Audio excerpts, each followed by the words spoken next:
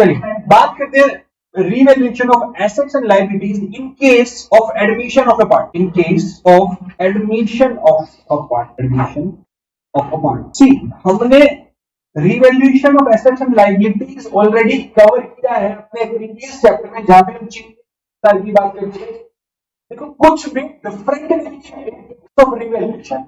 मैंने आपको last chapter में बताया एग्जैक्ट, बट एक आपका रिवीजन भी हो जाएगा और थोड़े कुछ अगर कुछ चेंजेस है तो क्या हो सकते हैं वो भी हम डिस्कस कर लेंगे। जनरल एंट्रीज में क्या चेंजेस है सब हम इसको डिस्कस कर लेते हैं। तो एक तरीके से आपका एक रिवीजन भी हो रहा है और अंडरस्टैंडिंग को हम एनहांस कर रहे हैं। देखो हमने लास्ट केसेस में किया था चेंज इन पीएसआर, ठीक है। तो आज मैं बात कर रहा हूं, पहले मुझे रिवैल्यूएशन करनी है तो वो क्यों करनी है, ठीक है। हम रिवैल्यूएशन करते क्यों है, यार अज्यूम करते हैं एक छोटी सी बैलेंस शीट, ठीक है बच्चे। ये मेरी कुछ छोटी सी बैलेंस शीट है, यहां पे मेरे पास बिल्डिंग है, मेरे पास मशीन है, मेरे पास स्टॉक है, XYZ कुछ भी है। यहाँ पे मेरे पास क्रेडिटर्स हैं, ठीक है। यहाँ पे मेरे पास कुछ और भी लायबिलिटीज हैं, ठीक है, और कैपिटल है। एक छोटी सी बैलेंस शीट है और इस टाइम पे यहाँ पे मेरे पास पार्टनर्स थे दो, mister Mintu and mister Chintu. तो दो मेरे पास पार्टनर्स थे। अब यहाँ पे एक नए पार्टनर का एडमिशन हो रहा है जो कि है मिस्टर मिंटू, ठीक है। तो यार एक बात बताओ, जब इन्होंने बिजनेस स्टार्ट किया था, इंसेप्शन ऑफ बिजनेस की बात करता हूं, तो जो कुछ एसेट्स और लायबिलिटीज की वैल्यू रही होगी, ठीक है, वो हमारी ओरिजिनल कॉस्ट पे रही होगी जब हम एसेट और रिकॉर्ड ओरिजिनल कॉस्ट पे करते हैं। बट हो सकता है आज उनकी फेयर वैल्यू या जिसे मैं ट्रू वैल्यू बोलता हूं और ट्रू वैल्यू जरूरी तो नहीं सेम हो। तो बेटा हो सकता है इस रिवैल्यूएशन की वजह से मुझे कुछ लॉस हो या फिर कुछ गेन हो सकता है, जो कि होता भी है। तो बेटा जब ये नया पार्टनर आ रहा है तो ये लॉस क्यों सफर करें, या फिर नया पार्टनर आ रहा है तो जिसको अननेसेसरी गेन क्यों दिया जाए। तो इस वजह से हम रिवैल्यूएशन करके इस लॉस और गेन को एग्जिस्टिंग पार्टनर्स के साथ ही सेटल करते हैं, ठीक है। सेटलमेंट विद एग्जिस्टिंग पार्टनर, आई बात समझ में, ठीक है। अब इस रिवैल्यूएशन से गेन और लॉस होता है, इस वजह से इस रिवैल्यूएशन अकाउंट का एक दूसरा नाम भी होता है, revaluation account is also known as P&L adjustment account, ठीक है बेटा। ये आपसे एमसीक्यू में पूछा जा सकता है। चलिए नोट कर लेंगे फटाफट, आगे चलते हैं। चलिए तो बात करते हैं रिवैल्यूएशन अकाउंट की। जो रिवैल्यूएशन हम करेंगे उसको करेंगे रिवैल्यूएशन अकाउंट से। और मैंने आपको एक बहुत अच्छी बात तो बताई हुई है, रिवैल्यूएशन अकाउंट में क्या क्या जा सकता है। आज उसमें एक सुपर एड ऑन करता हूं, चलता हूं। रिवैल्यूएशन, ये है मेरा रिवैल्यूएशन अकाउंट। रिवैल्यूएशन अकाउंट का नेचर गोयल साहब क्या होता है? गोयल साहब रिवैल्यूएशन अकाउंट का नेचर नॉमिनल। तो अब हमें पता है कि नॉमिनल अकाउंट का रूल क्या होता है गोयल साहब? गोयल साहब ठीक है बेटा, वेरी गुड। तो बेटा मैंने आपको एक बहुत अच्छी चीज ये भी बताई हुई है कि यार या तो मेरा एसेट इंक्रीज हो जाएगा या एसेट डिक्रीज हो जाएगा, या लायबिलिटी इंक्रीज हो जाएगी या लायबिलिटी डिक्रीज हो जाएगी, ठीक है बेटा। अगर एसेट इंक्रीज हो रहा है तो मेरा बेनिफिट या लॉस? बेनिफिट। अगर एसेट डिक्रीज हो रहा है तो मेरा लॉस। अगर लायबिलिटी इंक्रीज हो रहा है तो मेरा लॉस, और लायबिलिटी डिक्रीज हो रही है तो मेरा बेनिफिट। ये बात तो हम सब जानते हैं, स्टार्टिंग से डिस्कस कर दिया है। दूसरा भी आपको बताया था, एक होता है अनरिकॉर्डेड एसेट की बुक्स में रिकॉर्ड करना भूल गए, अब रिकॉर्ड करेंगे तो मेरी वैल्यूएशन इंक्रीज हो जाती है, जिससे मेरे को बेनिफिट होता है। अनरिकॉर्डेड एसेट, ये सब तो आज हम जानते हैं, ये भी मेरा बेनिफिट है तो मैं इसको बेनिफिट में ले लूंगा। और अनरिकॉर्डेड लायबिलिटी है तो मेरा लॉस हो जाएगा, मेरी वैल्यूएशन को डिक्रीज करेगा तो मैं उसको लॉस में ले लूंगा। ये 6 आइटम्स हम जानते हैं। एक आज बहुत ही प्यारा आइटम बताने वाला हूं, ध्यान से रखना। नीचे में हमने शायद डिस्कस किया था बट मुझे ऐसा लगता है कि आपको याद नहीं होगा। वो क्या? ध्यान से ना, एक केस ले लो, केस, ठीक है बेटा। वो केस क्या है? देखो रिवैल्यूएशन करना एक प्रोसेस है, प्रोसेस के लिए हमें टाइम भी लगेगा, हो सकता है कुछ एक्सपेंसेस भी, ठीक है। तो हमारे दो पार्टनर हैं, मिस्टर पिंटू और मिस्टर चिंटू।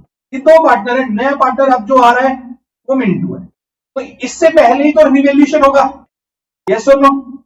सब एग्री करते हो? तो बेटा पिंटू साहब बोलते हैं एज अ फर्म मैं इसकी ड्यूटी लेता हूं कि रिवैल्यूएशन का प्रोसेस मैं करूंगा, ठीक है बेटा। किसने बोला रिवैल्यूएशन प्रोसेस करेंगे? पिंटू साहब ने बोला। और फर्म ने डिसाइड किया, पूरी फर्म ने डिसाइड किया इस रिवैल्यूएशन प्रोसेस के लिए हम पिंटू को रेमनरेशन देंगे। रेमनरेशन एक तरीके से सैलरी देंगे ऑफ रुपीज 15,000। ठीक है बेटा, कितनी देंगे?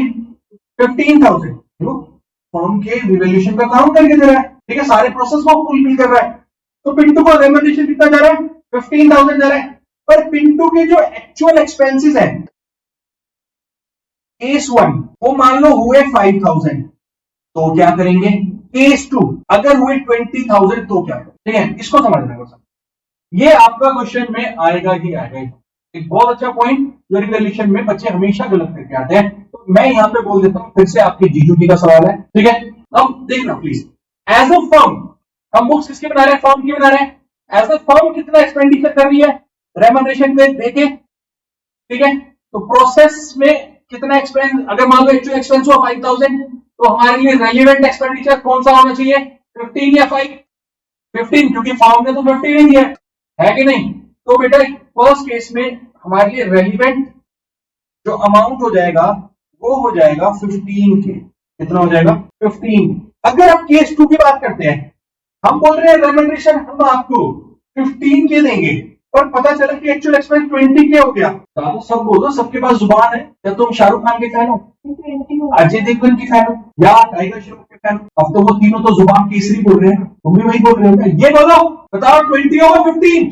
समय बताएगा। समझ 20, कनक जी 15, पुनीत, काव्या 15, समीर, हाँ जी विकास जी, हाँ जी गोपाल जी, आरुण सर 15, आगे कुड़ी 15। परफेक्ट लड़की। क्या मेरी पिंटू पागल थोड़ी ना है कि भैया 15,000 रुपए मुझे दे दो, मैं 20,000 का खर्चा करूंगा। पर एक्चुअली पिंटू पागल है। अरे एक्सपेंस होने से पहले हमने रेमनरेशन डिसाइड कर लिया था ना, तो अब वो खर्चा कितना करें वो उसकी टेंशन। हम तो 15 देंगे, तो सेकंड में भी रेलिवेंट अमाउंट, दोनों केसेस में रेलिवेंट अमाउंट कितना हो जाएगा? अब मुझे बताओ, ये एक्सपेंस किसकी वजह से? रिवैल्यूएशन की वजह से, और हमें किसी पार्टनर को एक्सपेंस दे रहे हैं, तो एंट्री जाएगी रिवैल्यूएशन टू पार्टनर्स कैपिटल, और है एक्सपेंस तो डेबिट होगा। ठीक है, हम डेबिट कर देंगे। तो रिवैल्यूएशन में अभी तक हमने 6 चीजें सीखी थी कि asset increase, asset decrease, liability increase, liability decrease, unrecorded asset, unrecorded liability. अब एक और चीज डाल दी हमने, रेमनरेशन समझ में वो कैसे लिखते हैं। ये आपका रिवैल्यूएशन अकाउंट बना रहा हूं मैं आपके साथ, बेटा मैं पूरे लिखा रहा हूं, अभी सब आप नोट करेंगे, मेरे को पहले लिखने दो, पहले समझ लो यार। ये समझ आ गया?